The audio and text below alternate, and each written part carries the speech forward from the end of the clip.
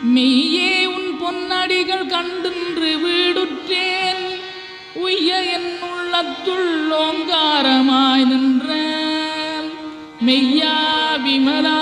விடைப்பாக வேதங்களையா